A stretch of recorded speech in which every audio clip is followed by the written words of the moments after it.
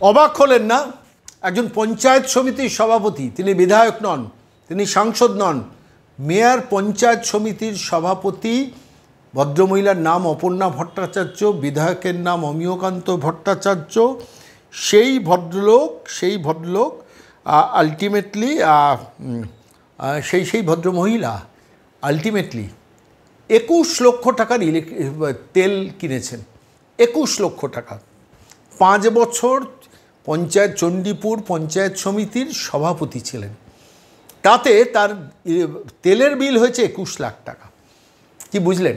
আমরা বলছি না, সংবাদ মাধ্যমে বেরিয়েছে রিপোর্টটা, এবং সেটা জনৈক তৃণমূল কর্মী তিনি নিজে আরটিআই করেছেন। তথ্যের অধিকার বলে জানতে চেয়েছিলেন সরকারের কাছে বা পঞ্চায়েতের কাছে যে সব শেষ পর্যন্ত এই অপর্ণা ভট্টাচার্য, যে ভদ্রমহিলা চণ্ডীপুর পঞ্চায়েত সমিতির সভাপতি ছিলেন 2018 থেকে 2023 পর্যন্ত, এই গত বছর পর্যন্ত, এই 5 বছরে তিনি কত টাকার তেল পুড়িয়েছেন।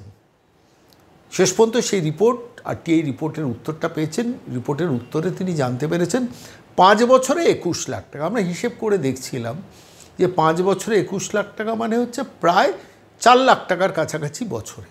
4 লাখ টাকার তেলের বিল মানে বুঝতে পারছেন কত হতে পারে। আমি রাফলি একটা হিসেব করার চেষ্টা করছিলাম। 4 লাখ টাকা যদি বছরে আপনি তেলের বিল পোড়ান একজন পঞ্চায়েত সমিতির সভাপতি হিসেবে, এবার বাকি সদস্যরা কি করছেন একটু খেয়াল করে দেখুন তো। জেলা পরিষদ সদস্যরা কি করেন একটু ভেবে দেখুন তো। তৃণমূলের অন্যান্য নেতারা কি করেন একটু ভেবে দেখুন তো। কিংবা বিধায়ক, সাংসদ, পার্ষদ, সরকারি কর্মচারীরা যারা তৃণমূল কংগ্রেসের ফোল্ডের মধ্যে আছেন তাঁরা কি করেন বলুন তো। 21 লাখ টাকা, আমার প্রশ্ন, 21 লাখ টাকা কোন খাত থেকে টাকাটা নেওয়া হয়েছে, এখানেই প্রশ্ন। যে ভদ্রলোক আরটিআই করেছেন সে ভদ্রলোক কিন্তু তৃণমূল কংগ্রেসের বাইরে, সিপিএম নন, কংগ্রেস নন, বিজেপি নন। ভদ্রলোক যিনি করেছেন তৃণমূল নেতা সুপ্রভাত পাত্র, তিনি আরটিআই করেছেন কৌতূহলবশত। আর সেই কৌতূহলবশত করতে গিয়ে শেষ পর্যন্ত রিপোর্টটা এসে পৌঁছেছে 21 লক্ষ টাকার ওপর তেল পুড়িয়েছেন ভদ্রমহিলা, এই অপর্ণা ভট্টাচার্য, যে ভদ্রমহিলার কথা আপনাদের কাছে বললাম। সেই ভদ্রমহিলা শেষ পর্যন্ত অপর্ণা ভট্টাচার্য 21 লাখ টাকা তেলের বিল পুড়িয়েছেন। এবং এর একটা অন্য পরিচয় আছে, তিনি বিধায়ক অমিয়কান্ত ভট্টাচার্য, যিনি ওই চণ্ডীপুরের 2018 থেকে 2023 পর্যন্ত, 2018 থেকে 2016 থেকে 2022 পর্যন্ত বিধায়ক ছিলেন।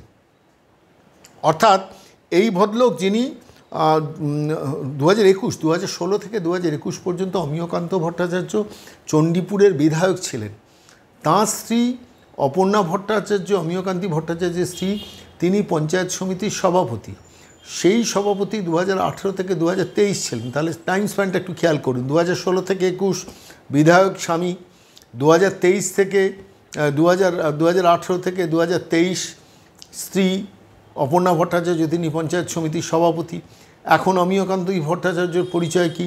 তিনি এখন তৃণমূল জেলা কংগ্রেসের অত্যন্ত গুরুত্বপূর্ণ একজন সদস্য।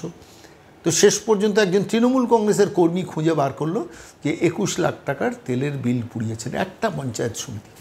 হাজার হাজার পঞ্চায়েত সমিতি এই বাংলায় রয়েছে, আর সেখানে একটা পঞ্চায়েত সমিতির সভাপতি যদি 5 বছরে 21 লাখ টাকা, এবং শেষ পর্যন্ত 21 লাখ টাকা নয়, মানে আমি বলছি তার হাজব্যান্ড বিধায়ক হিসেবে কত পুড়িয়েছেন, কত টাকা তেল পুড়িয়েছেন আমরা জানি না, কিন্তু যদি 21 লাখ টাকা একজন পঞ্চায়েত সমিতির ভদ্রমহিলা তেলের বিল পুড়িয়ে থাকেন, তাহলে সেই টাকাটা এসছিল কোথা থেকে?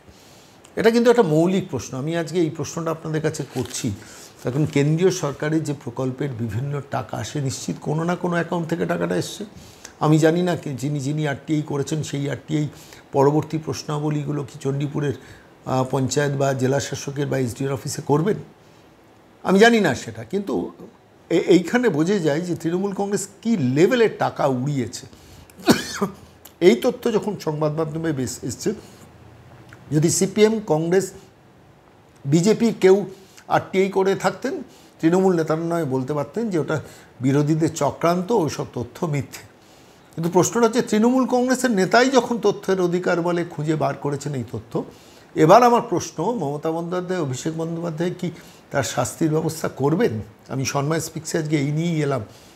আমি তো প্রকাশ্যে বলছি, মমতা বন্দ্যোপাধ্যায়, অভিষেক বন্দ্যোপাধ্যায়কে আমি চ্যালেঞ্জ জানাচ্ছি যে যদি পারেন এই ভদ্রমহিলার সম্বন্ধে ব্যবস্থা নেবেন কিনা। কেন কোনো পঞ্চায়েত সমিতির সভাপতি তিনি পঞ্চায়েতের মধ্যে ধরুন গাড়ি নিয়ে ঘুরলেন, কিংবা তিনি কোনো সপ্তান্তে কোনো আত্মীয়র বাড়িতে গেলেন, কিংবা ধরুন প্রতি মাসে একবার কি দুবার কলকাতা এলেন, তাতেও তো এত লক্ষ টাকার বিল পড়ে না। তার মানে কি ইলেকট্রিকের বিলের মধ্যেও হাত সাফাই? প্রশ্নগুলো উঠছে কেন? সাধারণ মানুষের প্রশ্ন নিয়েই কথা বলা দরকার। এই সংবাদ আনন্দবাজার বর্তমান এই সময় আজকাল প্রতিদিনের প্রথম পাতার ফ্রন্ট পেজ নিউজ হওয়া উচিত ছিল। তবে না চুরিটা বন্ধ হবে। চুরি হয়েছে বা চুরি হচ্ছে এটা বলা যদি সংবাদ মাধ্যমের গুরুত্ব দিয়ে কাজ না হয়, তাহলে স্বাভাবিকভাবে শাসক সেই দুর্বলতাটাকে কাজে লাগায়। অধিকাংশ মানুষ যখন জানতেই পাচ্ছেন না যে চণ্ডীপুরের পঞ্চায়েত সমিতির সভাপতি 2018 থেকে 23-21 লক্ষ টাকার শুধু তেল কিনেছেন, পেট্রোল কিনেছেন বা ডিজেল কিনেছেন, যাই হোক তার গাড়ির জন্য, সাধারণ মানুষ যখন জানতে পারছেন না, তখন মমতা বন্দ্যোপাধ্যায়ের গলার জোর বাড়বে, অভিষেকের গলার জোর বাড়বে। দুর্নীতির সঙ্গে আপোষ করবেন না, বিত্তবান না বিবেকবান হওয়ার চেষ্টা করুন। 21শে জুলাই আমরা শুনেছিলাম না?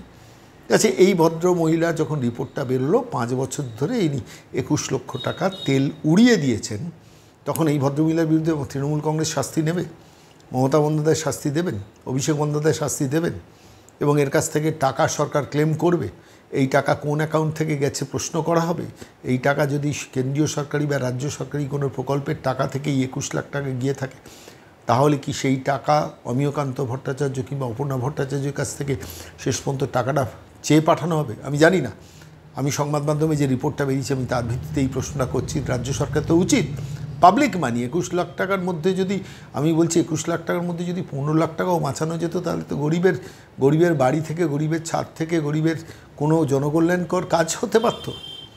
টাকা কিভাবে উড়িয়ে দেওয়া হচ্ছে কেন্দ্রীয় সরকারের কাছ থেকে আমরা পাচ্ছি না। মনরেগা প্রকল্প পাচ্ছি না, আমরা প্রধানমন্ত্রী আবাস যোজনার টাকা পাচ্ছি না, আমরা 1,71,000 কোটি টাকা পাই বলে দিল্লিতে গিয়ে নীতি আয়োগের বৈঠকের আগে পরে সাংবাদিকদের সামনে একটা বিশাল যাত্রাপালা করলেন মমতা বন্দ্যোপাধ্যায়। কিন্তু পশ্চিমবঙ্গে ফিরে এসে যখন খবর পান যে চণ্ডীপুর বলে যে পঞ্চায়েত সমিতি, সেই পঞ্চায়েত সমিতির যিনি সভাপতি সেই অপর্ণা ভট্টাচার্য 5 বছরে 21 লাখ টাকার তেল পুড়িয়েছেন, তখন তাঁর বিবেক জাগ্রত হয় না?